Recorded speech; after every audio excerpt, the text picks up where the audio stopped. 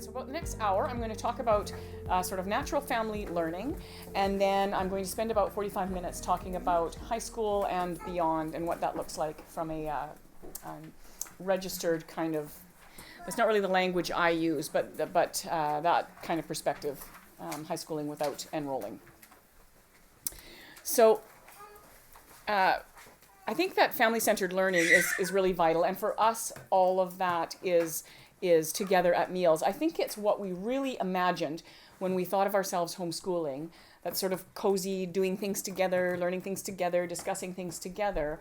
And often it's what gets pushed to the side because you have your science to do. You've got science and math and this and that and the other. And so if we can condense those things, if we can condense the one-on-one subjects and the subjects that they can do on their own, that we have more time to have that really cozy, family-centered kind of learning.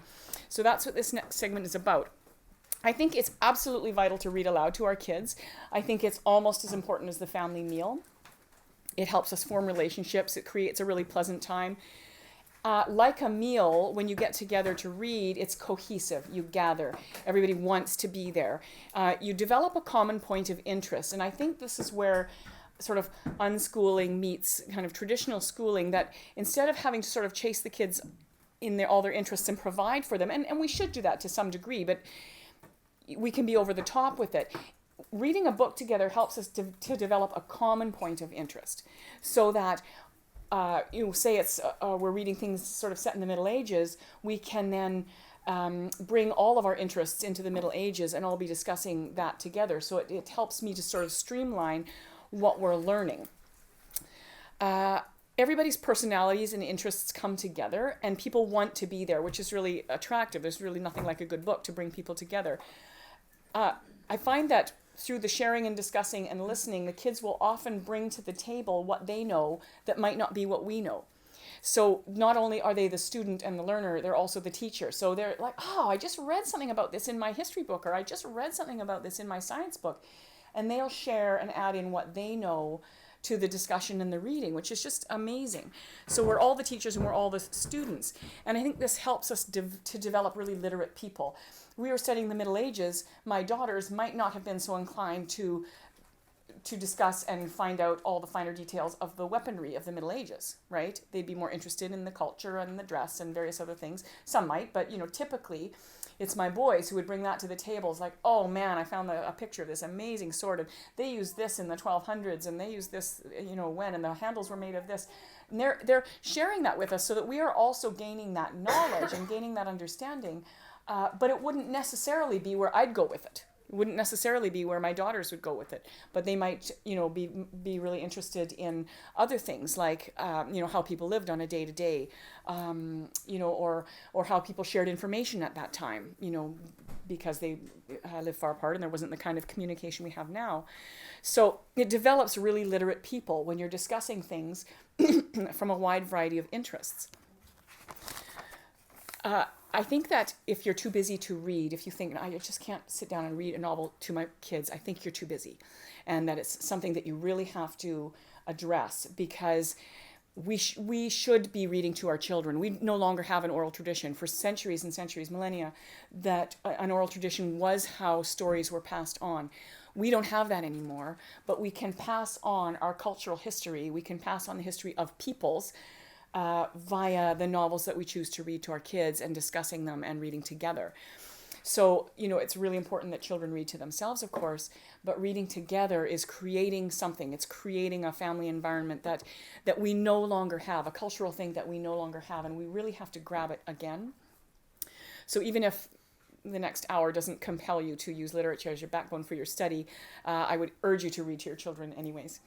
So literature as curriculum, I'm going to tell you how this started in my house, because it's a funny story. My oldest daughter, Brianne, was 5-ish, and she read a lot to herself, but I read a lot to her too. And her favorite book of the day was Are You My Mother?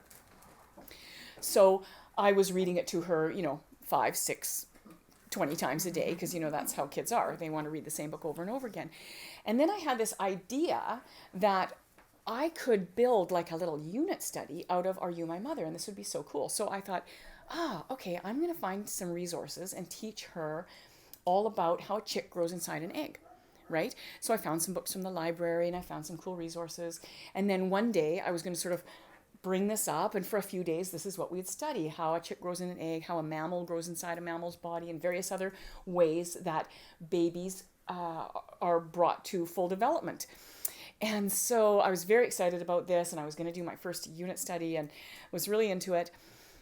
And so the day came, I was super excited, and she said, "Can we read Are You My Mother?" And I said, "Yes, we can." And we're taking it to a new level today. So we start reading it, and it opens up with the chick inside the egg, pecking on the inside of the egg. And I said, "Isn't it cool that a chick grows inside an egg, a shell like that?" And she goes, "Yeah." And I said, "Wouldn't you love to know more about that? Like how the chick actually grows inside the egg? It only takes 21 days. That's amazing." And she said, "I guess so. But what I'd really love to learn is how the bird knows what material to gather to build a nest." And I said, "Yeah, that is pretty interesting. However, I think eggs are super cool." And so I suddenly have an agenda with her, and I'm trying really hard to talk her into my agenda, right?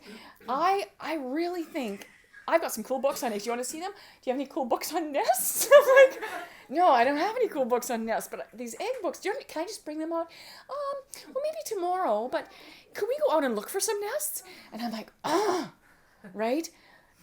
And then all of a sudden, sort of a light bulb went off, and I thought, we could switch gears. We could do that. I could now look at what she's interested in. We could look at the nests. We could look at how all that works, and we could find out something really cool. And we had a set of encyclopedias, so I could just look it up alphabetically. I can look it up at nests. And then the next day we went to the library and got the books on nests. And for a few days, maybe a week, she immersed herself in nests and how they're built, which is cool. It's very cool how different birds build nests. And maybe it's even as cool as eggs. It's just that the eggs was my idea and I wanted my idea.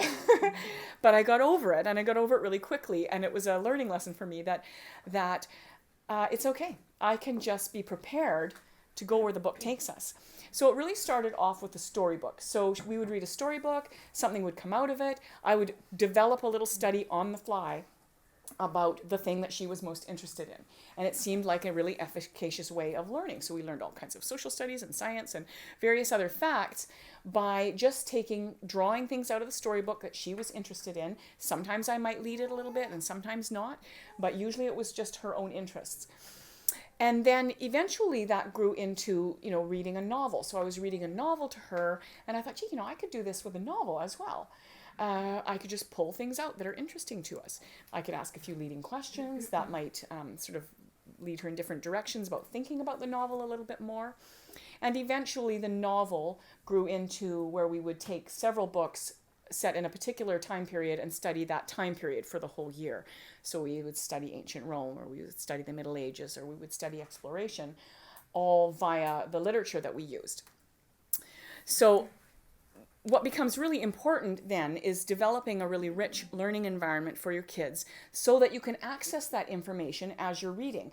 Because if you don't have the resources there and your child's interested in something, if you say, "Oh, okay, well on Friday we're going to the library," particularly with younger kids, the moment is going to be lost. You're reading it in context of a story. It's really interesting right now because it's contextual. So if we can access even some really basic information about the interesting thing, then we can let it grow from there.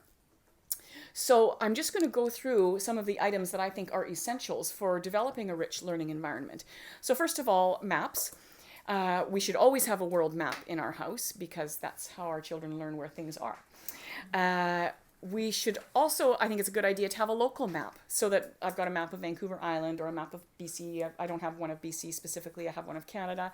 It's nice for them to know what their country looks like on a little larger scale. I like my kids to know what my island looks like on a little larger scale. So those are important things to have sort of universally. I also think it's important to have local maps. So if we were studying ancient Rome, have a map of the Roman Empire, okay?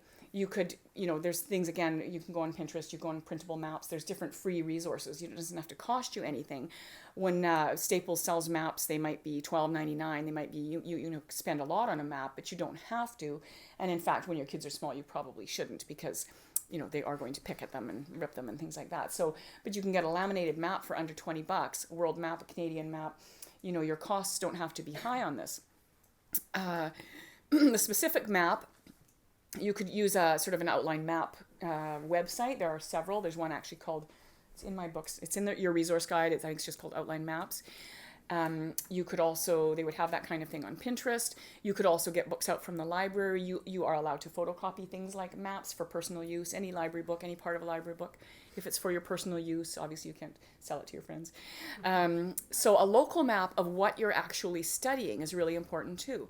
So even something like Charlotte's Web, if you were studying that as a book for your child, it would be kind of cool to have, I can't remember what state Charlotte Web takes place in.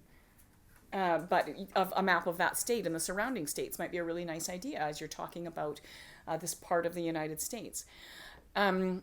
So again, timelines are really vital for kids to be able to access information. So I think you need to have the universal type timelines, like my timeline, and most of you have probably seen it in the kitchen, the one that takes 22 feet long. It takes up, that giant kitchen wall in there. Did you guys notice that? Okay, so it's called the Time Chart History of the World. It's on my little Amazon store thing. It's just available on Amazon. It's $20 or $30. And also, I started carrying, a friend of ours made this timeline, which I think is absolutely genius because she just has the big blocks of history like this. And so it's very easy to say, okay, we're just talking about right here. We're just talking about right here. And so they can have a kind of a snapshot. They can have a more detailed timeline, and I think it's a really good idea to do that. But you can also have a snapshot of where things fit into the big picture of history because you are jumping back and forth, right? So this is a really great visual tool. She doesn't sell this. Her name is Julia Fogarty, and she has a homeschool supplier place that she runs in Seattle. She doesn't sell this separately because it's really expensive to ship. But because I talk about it all the time, I asked her if I could sort of pay her per item and that I could actually just have it photocopied here and laminated and be able to sell it when I do workshops because I think it's such a great tool. I also think it's important to have specific timelines to what you're studying. So if you're studying Canadian history, if you're studying ancient Rome, have a timeline that covers that period. All right? So there's a time chart history of Canada, similar to the one that's the world history in my kitchen. It's very, very detailed. I've got another timeline that's no longer available underneath the plastic on my table in there. That's a Canadian history timeline. I'd want to have some kind of somewhat detailed timeline. You can get them at educational stores or online at educational, like what is someone we were just talking about, Canadian Home Educators Resources. That you could get probably a fairly detailed Canadian timeline that might not be as big as something like that's 22 feet long, but it would have enough detail that it would be interesting and valuable. You could also make a timeline, of course. There's binder type timelines. There's tons of ideas on homeschool blog moms and whatnot, tons of ideas on how to make a timeline for a specific time period or a world history timeline using a binder or making sort of an accordion chart that folds out. I've always liked to kind of, when we start a study of something, to actually have the timeline up and ready to go. And then we sometimes add things to it, but I want that reference point there. But I do see the value in sort of creating a timeline as you go as well. I think that would be neat. And you could put even your stories that you read into it. We read this book. This was this time period. And you can add that into your timeline. I did a Canadian history timeline like Julia's because I thought this was so amazing, but this one's just specific to Canadian history. And it also coordinates with my book on Canadian history so that each era is represented by one of these blocks. So when you're flipping through the book and you find an era, you can see, again, simply, so you can just say to your kids, boom, we're talking about right here. So that was, not that long after the rise and fall of France, right? So, thank you, sorry to mess your stuff. So, and sometimes our timeline is going to encompass quite a large area. So if you were talking about, medieval history, you'd probably want to include the fall of Rome right up to the Renaissance. in your, sort of 1,000-year scope of the Middle Ages, because it was a long time period. Other time periods maybe are going to be shorter. Maybe you're studying a particular country and you just want to study the history of that particular country. Maybe you're reading a book that's set in Italy and you just want to study the history of Italy. So you could make a very specific timeline for the history of Italy to go along with this book or books that you're reading. Super important to have a globe. This is a decorative globe that apparently is broken, I just realized. But we have a bigger globe that we keep in the kitchen where we do our reading, because I just think it's important for kids to see the world in real time rather than a flat map, especially for younger kids. It can look distorted. A globe, again, is a super cheap thing. You go into Staples at the beginning of the school year for $15 or $20. You can get a cheap globe. You could buy the $500 globe, but probably not necessary. So those are just some really basic tools that will make a world of difference when you're reading things to your kids, that you can just say, look, here's this thing, and point it out really quickly to your kids. So I'd like to talk for a minute about encyclopedias. It came up earlier about the idea of an online encyclopedia compared to hard copy encyclopedias. I'm a big fan of hard copy encyclopedias because they're so direct and they're not going to take you down any rabbit trails. I also think they're a lot cozier than sitting around an iPad. To sit around with your encyclopedias. And I love the idea that we can look up one thing and another thing and another thing, and they can all be laying on the table as we're talking about these things. Viking ships and Viking costumes and Viking weapons and all kinds of things can be laying out on the table, and we can be looking at them like a collage, right? Encyclopedias, to buy a new set of encyclopedias of World Book is about $1,200. There's not many people actually producing a hard copy encyclopedia anymore. World Book might be the last man standing on that. They're very visually appealing. Usually they introduce the article. They're very sort of systematic in the way they do things. They have a picture usually of something that the article is on. Then they have a little tiny write-up that introduces you to the topic. That might be all you read, right? And then they'll have a paragraph or 100 paragraphs, depending on how comprehensive the topic is. If it's American history, it's going to be huge. If it's, the cheetah, it's going to be a smaller article. So, but they're going to take you and give you as much information as you can take. So you don't have to read the whole article, but it's set up in such a way that you're going to read sort of an introduction and then a little bit more information, a little bit more information. If you want all the information, you're going to read the whole article and the articles they reference you to. At the end of the article, so it's telling you can go here, here, here. So they're about $1,200 new. I was just on World Book website a couple of days ago. If you buy last year's, okay, they're brand new, they're still in the package, but if you buy last year's, the price is half. If you buy the year before, it goes down to about $3.99. There's even some you can get for $2.99, and sometimes they'll have an amazing deal for $1.99, like on Black Friday or something like that, for encyclopedias that are maybe 3 or 4 years old. Very little information in here changes from year to year. Obviously, some political information will change. Some things will be added in. And those things you could look up. But we kept our first set. This is the first set we bought. I bought a second set, I believe 18 years into homeschooling. We bought the second set. Wasn't all that different for the day-to-day stuff that we wanted to look up. Okay? So you could buy a 3-year-old set and be aware, of course, of things that might have changed. Such as, political boundaries or leaders of a nation or something like that are going to change. But in terms of the basic information about the world, and you could really use your encyclopedias and make your entire child's education around what's in the encyclopedias, and you'd probably end up with a better education than most people, right? So there's great stuff. There's articles on writing. There's articles on math, how to do math. I learned how long division works. I could do long division. I never understood it. I was not very good at math when I was in school. Never really understood what was happening until I went to teach my daughter. I wasn't using a curriculum. And I thought, where am I going to find out how long division works? I know how to do it, but I want to explain it. So I looked it up in the encyclopedia, and there it was, all laid out for me, what's happening when you do long division. I was like, oh, that's cool. One more reason to have them.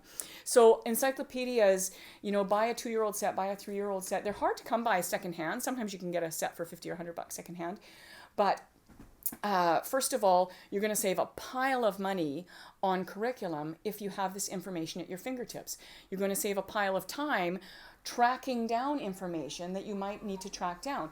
So I think that when we're talking about computers, we should really be, and the internet, we should really be using that supplemental to our very basic information that we should be able to access just like this, right? Without having to look for it, without having to search for it. Now, there are online encyclopedias, and I think in terms of current events and current things, making sure information is up to date, I think it's a great idea. I think it lacks a lot of coziness that we can get with encyclopedias. My kids love encyclopedias. They're in them all the time. So we also don't have the problem, and depending on a person's self-control or whatever, of going down rabbit trails. Oh, look at this. Here's an interesting thing. And suddenly you're not really looking up the information anymore that you intended to look up. I wanted to know what kind of family structure the Vikings had. Oh, and look at that. I found this and I found this. And oh, just a sec, kids, I'm going to just check my email. Right? So the computer kind of takes us into another world. And I think that that's a really good clue on how we might use it best. There is a lot of amazing resources that we could do very, very inexpensive or free field trips by taking our kids into that other world of the computer and using it as a field trip. Okay, for the next hour, we're going to look at the Sistine Chapel. There's a Sistine Chapel website, and you can just scroll in. You can go close up, scroll all over it, see it from afar. There's amazing tools like that. National Geographic has amazing tools. But they should be, I think they should be planned so that you don't end up down the rabbit trails or don't end up spending, 5 hours, kind of doing mindless things on the computer, which can happen. And I think we all can be subject to that. There's a lady who's pulled together a list of 400 or 500 virtual field trips.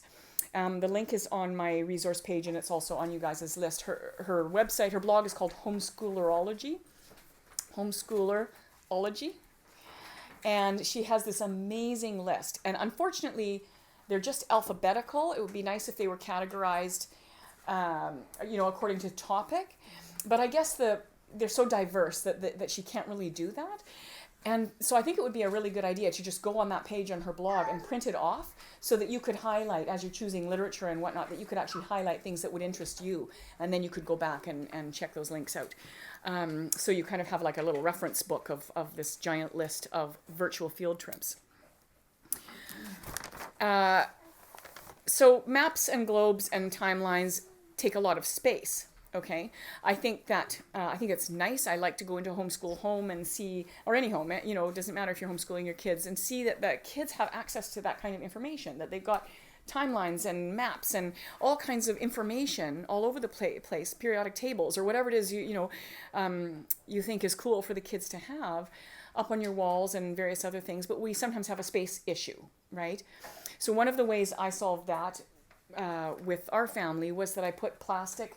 If you notice my kitchen table in there, I've got like plexiglass cut to the same size. If you go into a plastic shop, there's one in Victoria, one in Nanaimo, just take a template of your table and they'll cut you the thickness and the edge that you want and everything, and they'll cut it to the right size.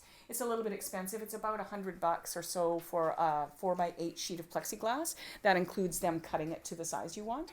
But it's great because then you can just slide things under it. I just get those little craft dots and put them in the corners. They're like a little gluey dot. And then you can slide things in and out, whatever you happen to be working on. And it's just interesting. And they learn it just because it's in front of them.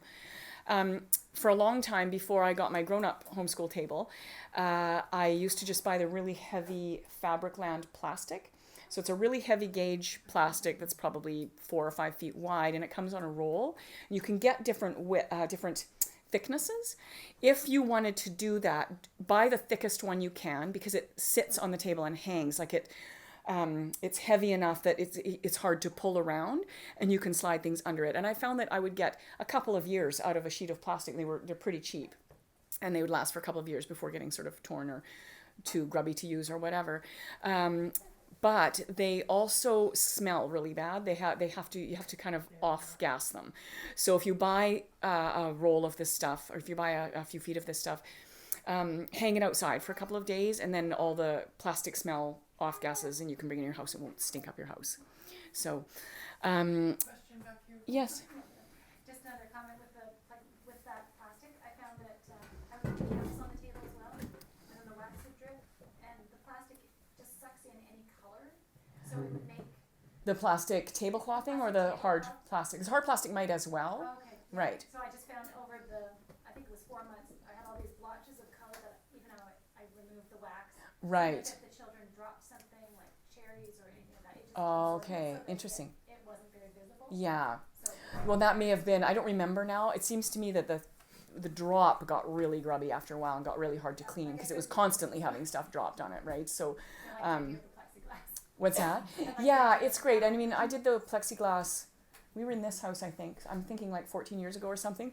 It's starting to look pretty beat up, but you know, it's serviceable for sure. I can see through it still. That's good. So there's other things we can use. Sometimes the cupboard doors, or if we have doors in our kitchen. But sometimes you can have a really big kitchen and not a lot of wall space to actually put things up, right? So maybe you it's a lot of windows or whatever.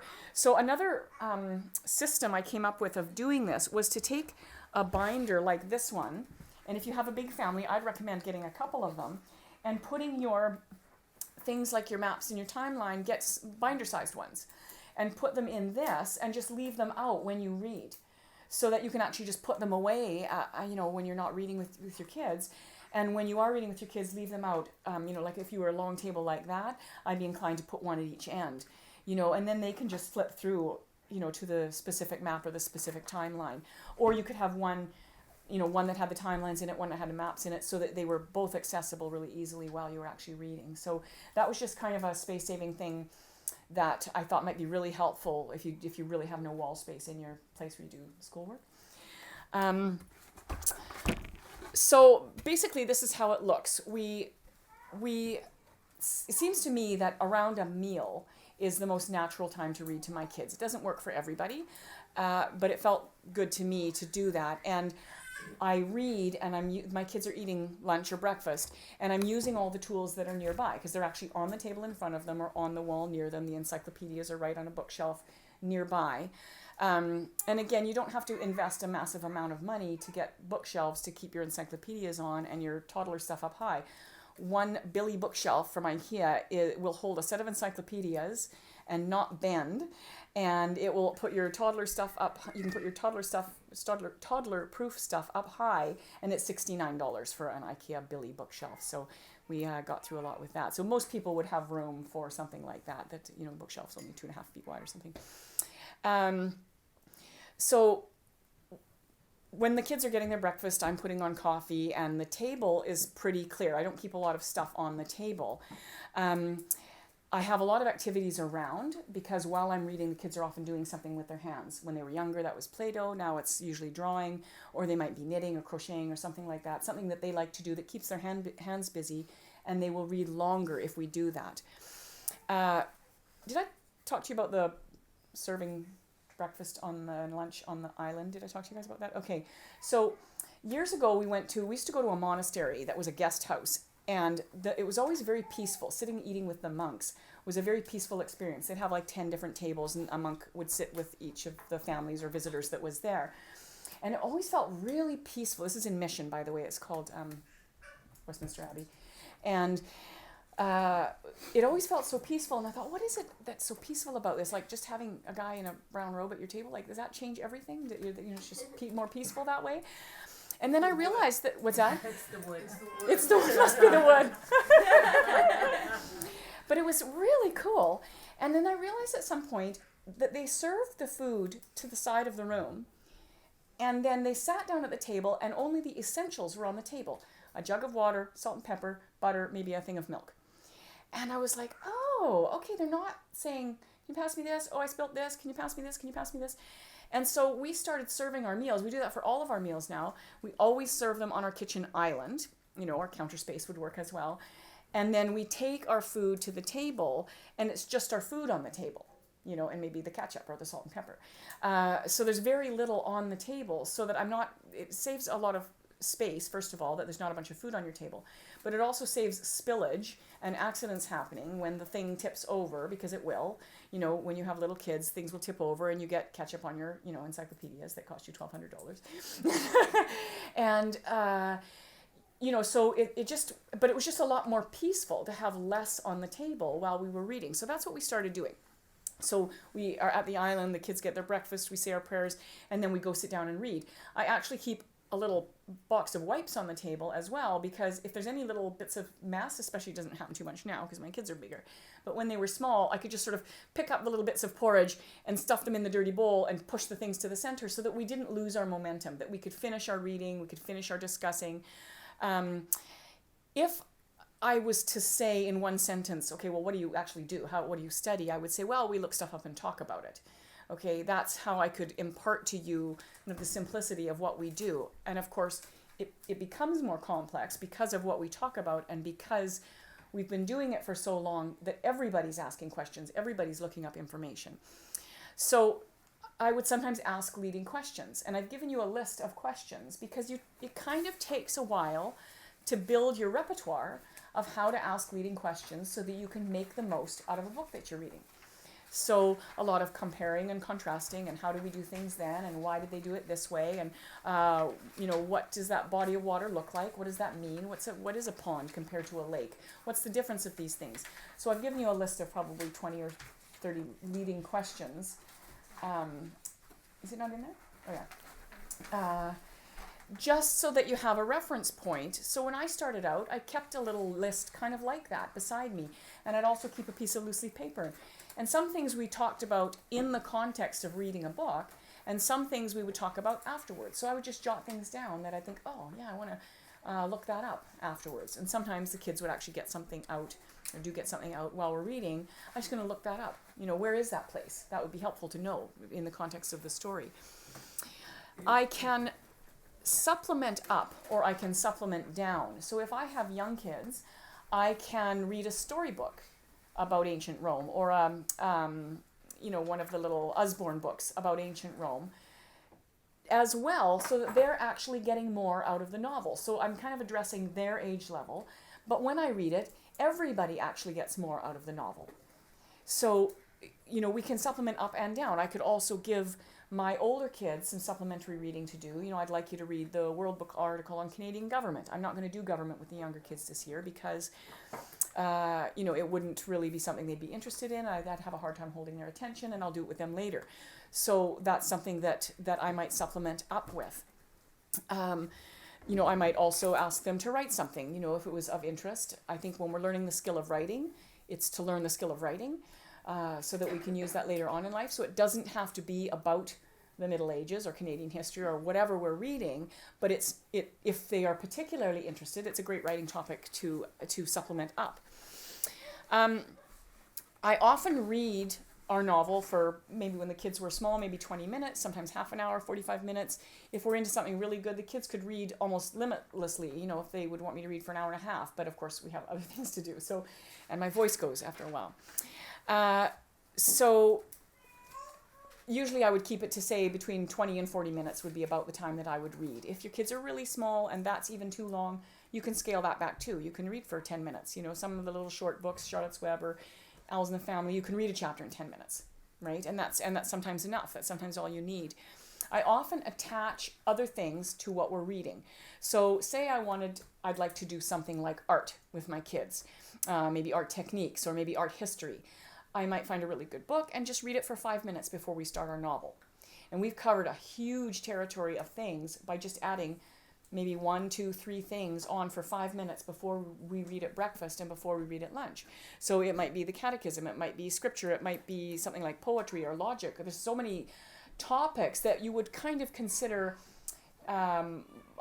enrichment, right? That you could then take those enrichment topics and kind of tuck them in before you're reading. 5 minutes a day maximum, and you've learned, you can get through a book in a couple of months that way, and they've learned something amazing. Maybe they've learned all the poetry terms because that's what you've done. That grammar book that I sent around, that'd be a great one. Just read about grammar and punctuation. You'd learn a lot yourself, and your kids would learn it, and you could read it 1 page a day. Probably take you 2 minutes. But you can add those things in. So I'm going to talk in a moment about choosing good books, how we go about that. Who was it? Was it you who had the question about that, Joanna? But every novel has a setting. Every novel has a physical geography. Unless it's sci-fi or fantasy, it still has some kind of a setting. It might not be somewhere in the world, But if you were reading Lord of the Rings, why not print off the map that's in the front of the book, right? That would be cool. It'd be fun to read the Lord of the Rings with the map printed out and actually follow the journey, even though it's not a real place. It's fun to find out where how Narnia all fits together, right? It's hard to picture that sometimes in your mind. So, their weather patterns happen, and there's medical things can happen, political things can happen, all kinds of things happen in a story. You don't have to capitalize on everything, but you should capitalize on some of the things. And it's very cool when you get into reading this way to see your kids actually doing that. So they're reading their own book, and they get out the atlas or they get out encyclopedia to gather information so that their reading becomes fuller, right? And it's just because they've been formed that way. So when do we start doing that? For me, I would recommend probably when your oldest child or your oldest couple of children can sit through a novel, right? If they could sit for 5 or 10 minutes and read a novel, you could start this with storybooks. But if you're talking about sort of novel studies, learning through literature, and you wanted to upgrade to that, you're going to want to make sure at least one of your kids is old enough to attend, right? And if they can't, if you wait another year or 2 years, it's one of those magic things. It just all of a sudden happens. They want to sit and listen to a story that doesn't have pictures, right?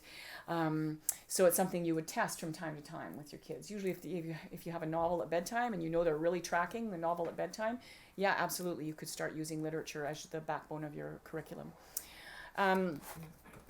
So the oldest child is going to kind of lead. I don't worry too much about the level that I'm choosing to read, because when you're reading aloud, it doesn't really matter, because you're supplementing up and down automatically. You might paraphrase something for a younger child, or you might give a bit more information for an older child. But also, we can read at a pretty high level because we can explain as we go. So choosing what level isn't really that important. So I'm going to just talk about some resources for a moment that we've used. There is this book, Books Children Love, okay, and Honey for a Child's Heart, which I don't think I have out right now, are both book guides, okay? They're coming from a Christian perspective. A lot of books in here that anybody would love. And these are also something that you can give your kids. Here, why don't you read this? Choose some good books. I can get them from the library. They can read a little description of the book. But those two books, Honey for a Child's Heart and this one, carried me a really long way in choosing good literature, because I really had no idea when I first started out about what good literature was. A lot of resources online for that now as well, that you can look up great book lists. But the second book that I have used more than any other besides Favorite Poems Old and New, is this book, which is called Let the Authors Speak. And when we moved into studying a historical period, I stumbled across this book, I don't even know how, and it's organized by century. So you look up century and then location.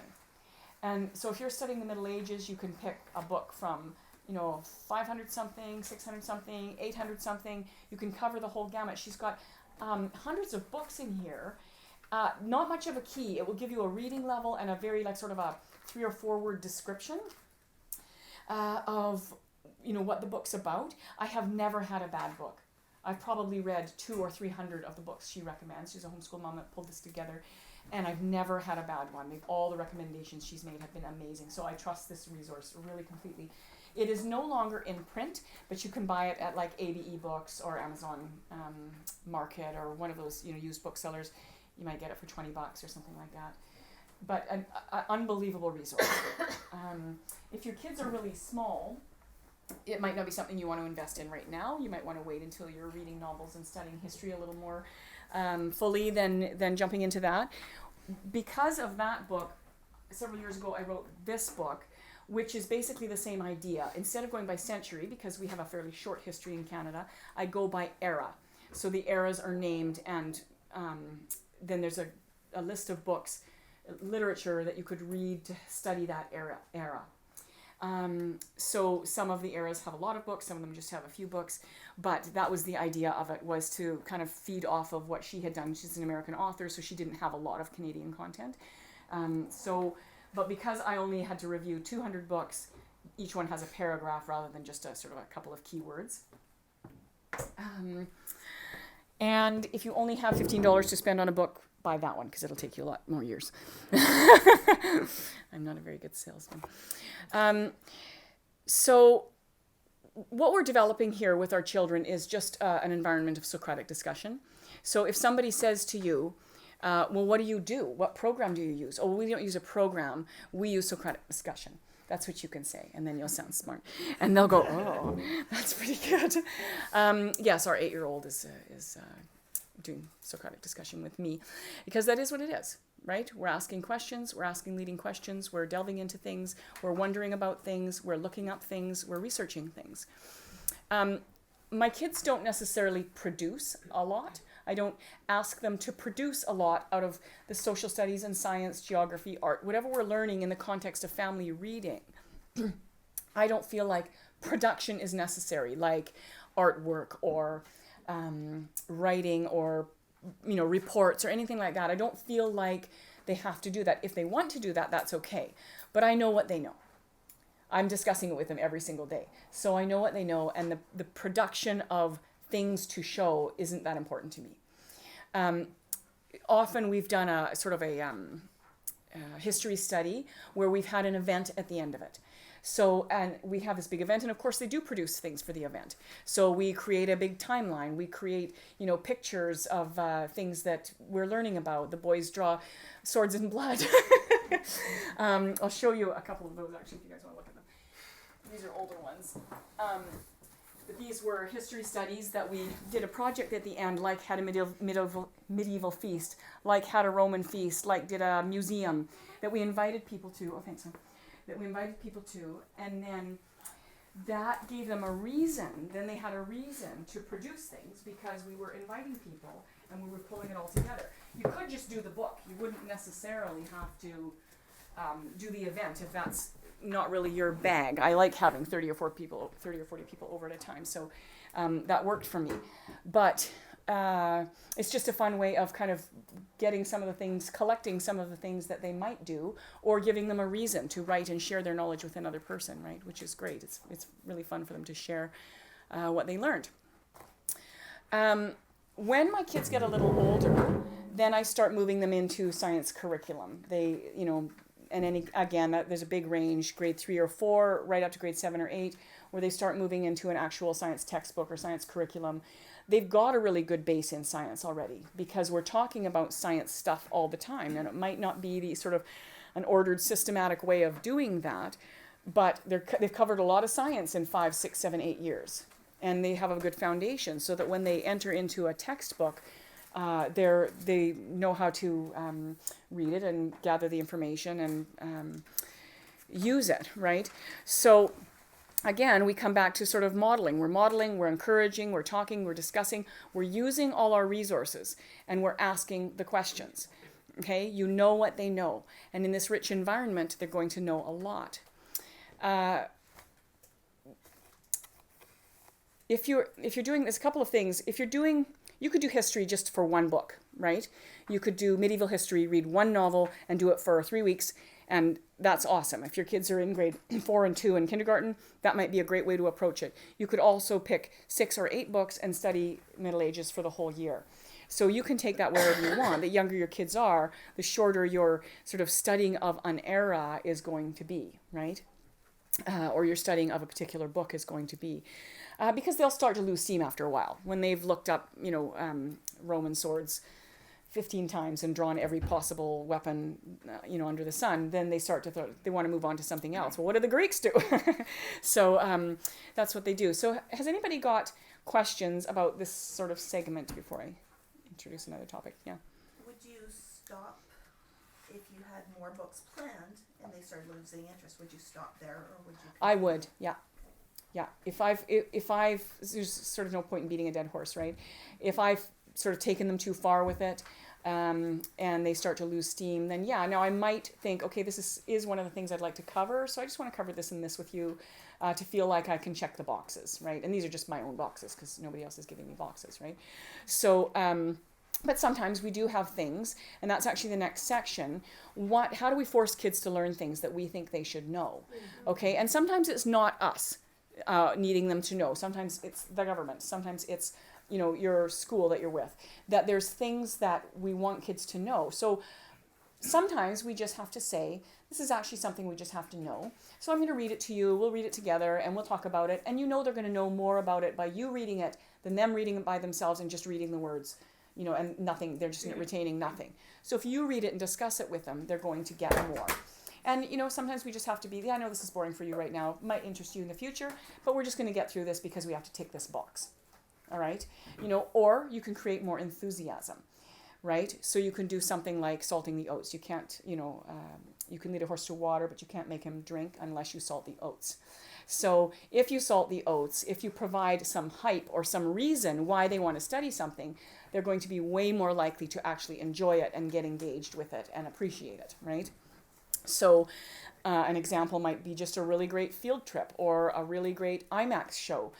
Several years ago, we were studying art, and we went to see a Van Gogh IMAX that was on at the time at the at the museum. And my son was like, "Oh, I hate this. I hate art. Art is stupid."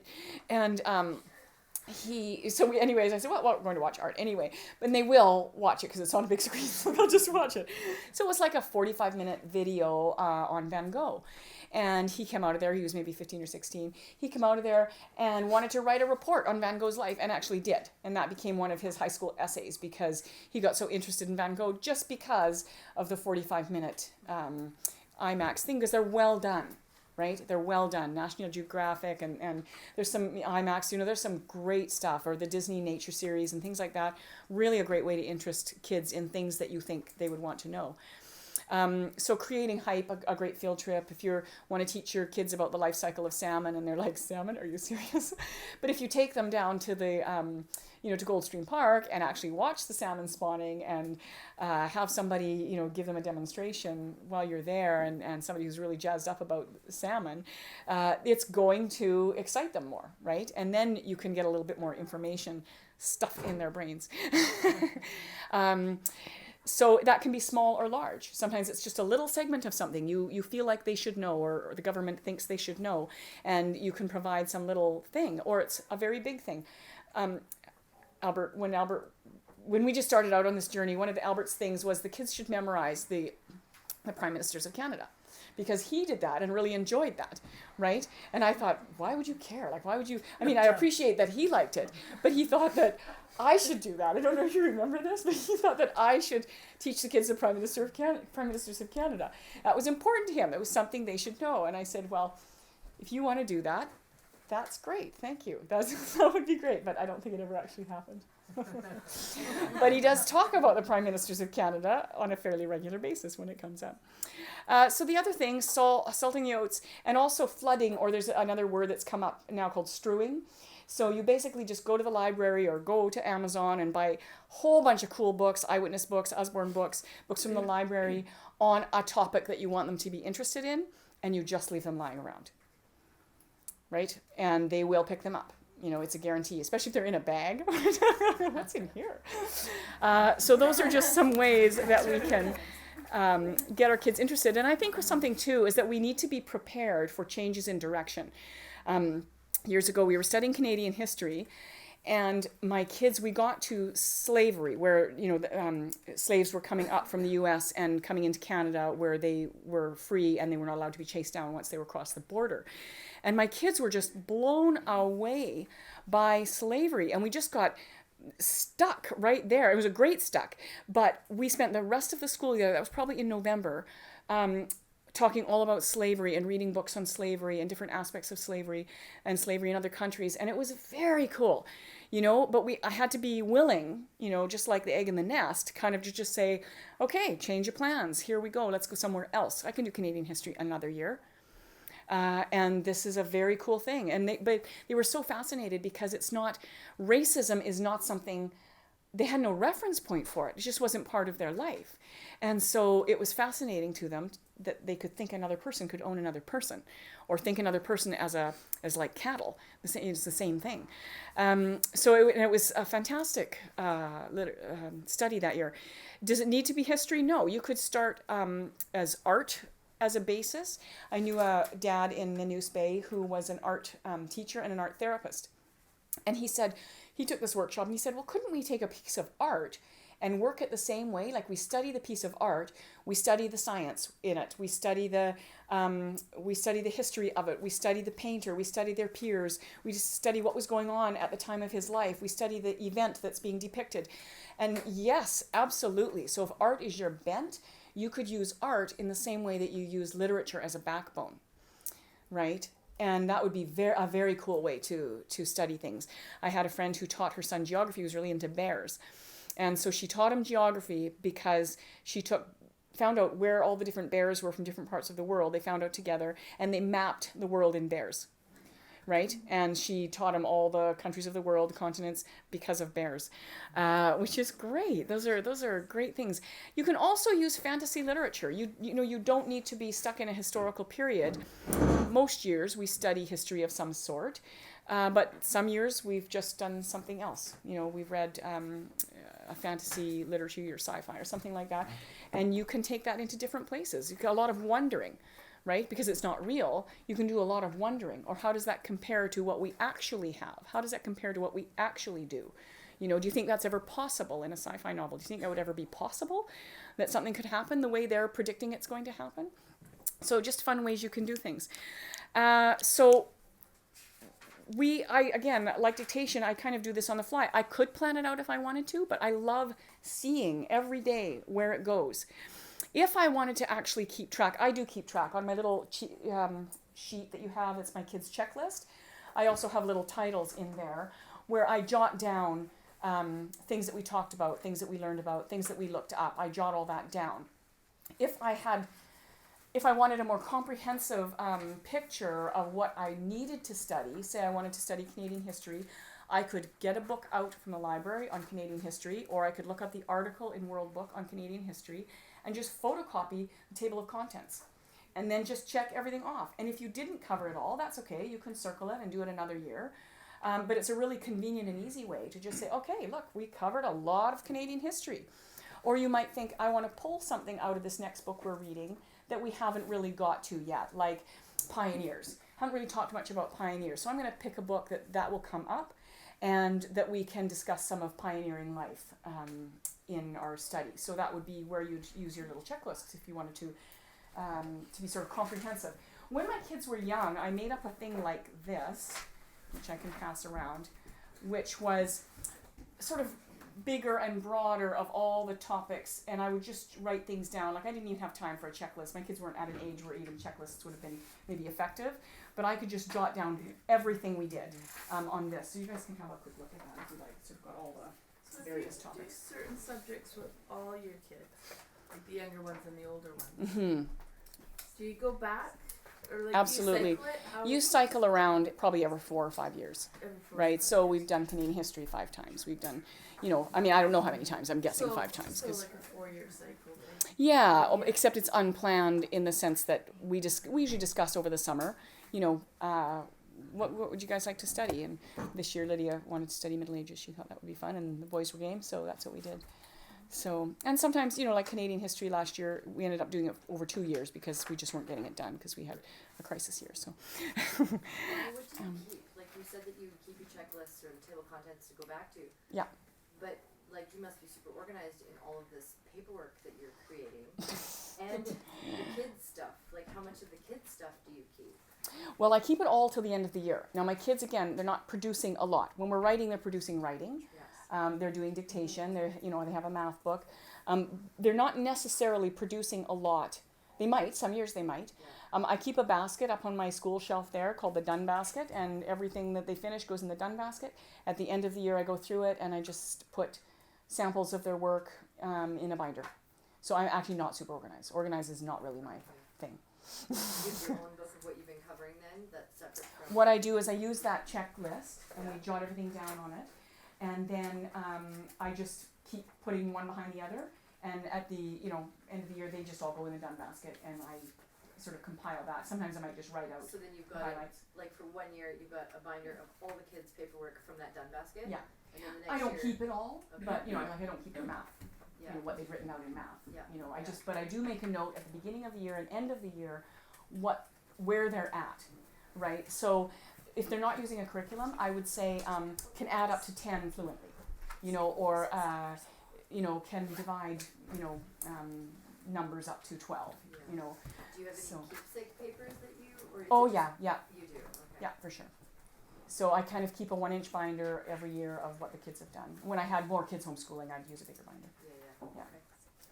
So How does it change over the summer for you? Like, do you, yeah, I take the summer off, Yeah. totally. We usually still read, but sometimes I'll even take a break for a couple of weeks from reading, and the kids are doing their own thing, reading their own books voraciously.